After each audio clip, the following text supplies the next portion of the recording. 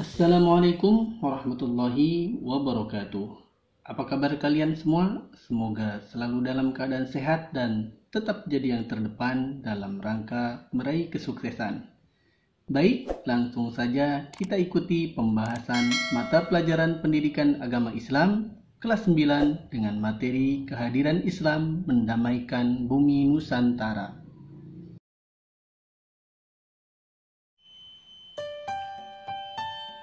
Tujuan pembelajaran pada kesempatan kali ini sebagai kompetensi dasar menganalisis perjalanan bangsa Indonesia pada masa negara-negara tradisional. Kompetensi dasarnya menganalisis pengaruh perkembangan agama dan kebudayaan Islam terhadap masyarakat di berbagai daerah di Indonesia. Indikatornya menjelaskan saluran-saluran penyebaran Islam di Indonesia dan menjelaskan perkembangan tradisi Islam di berbagai daerah.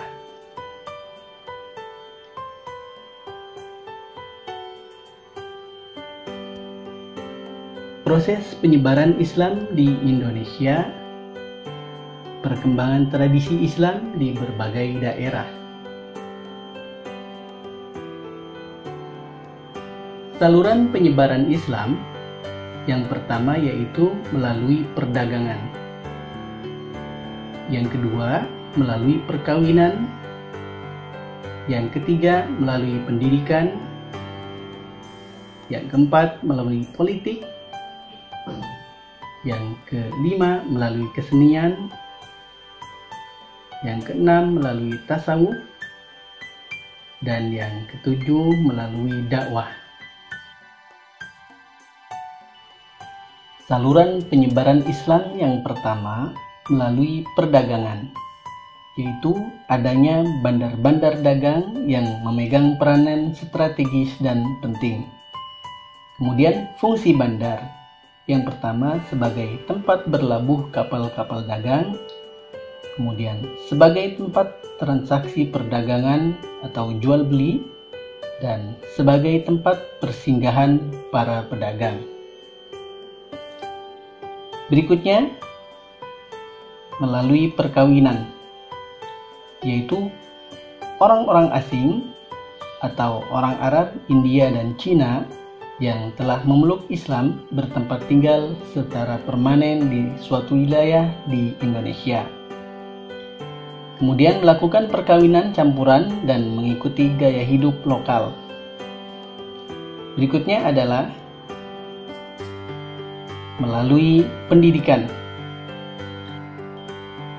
Yang pertama, pendidikan agama Islam dilakukan oleh guru-guru agama, para kiai, dan para ulama. Kemudian didirikan pondok pesantren, contohnya pondok pesantren Ampel, Denta di Surabaya. Kemudian para santri yang telah memperoleh pendidikan di pesantren menyebarkan Islam di daerahnya masing-masing. Berikutnya adalah penyebaran Islam melalui politik. Yang pertama dilakukan oleh penguasa pribumi yang masuk Islam. Kemudian penguasa sebagai panutan rakyat dan munculnya kerajaan-kerajaan bercorak Islam.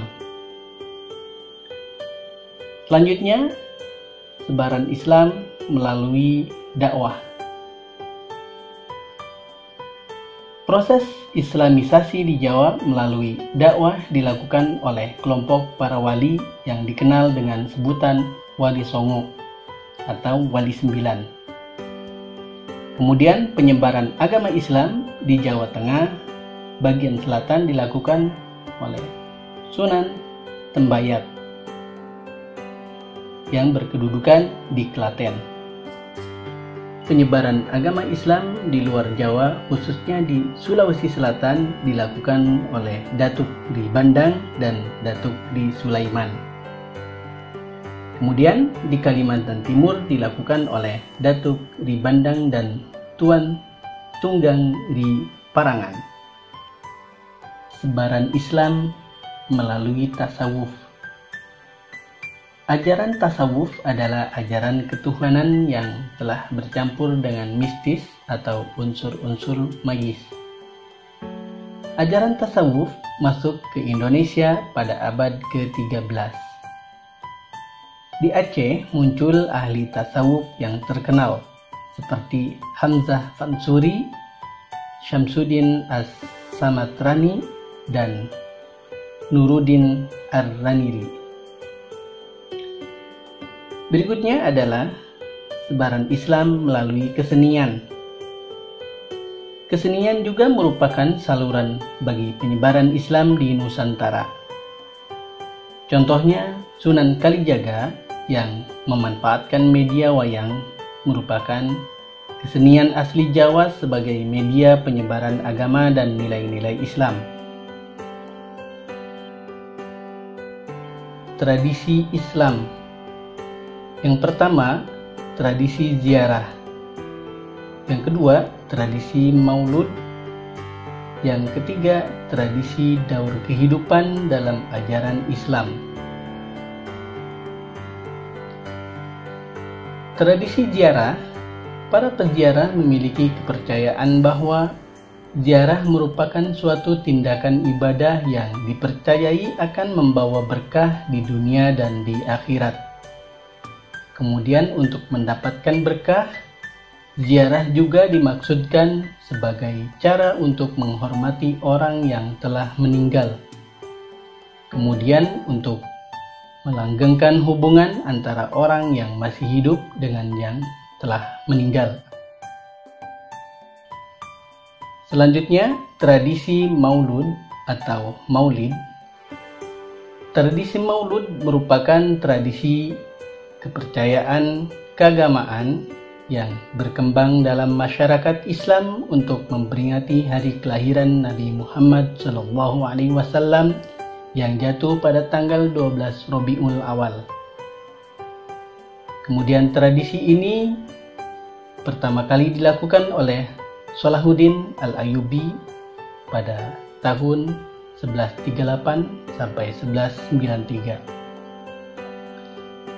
Misalnya perayaan Maulid di Yogyakarta, yakni Sekaten dan Grebeg Maulid Dal.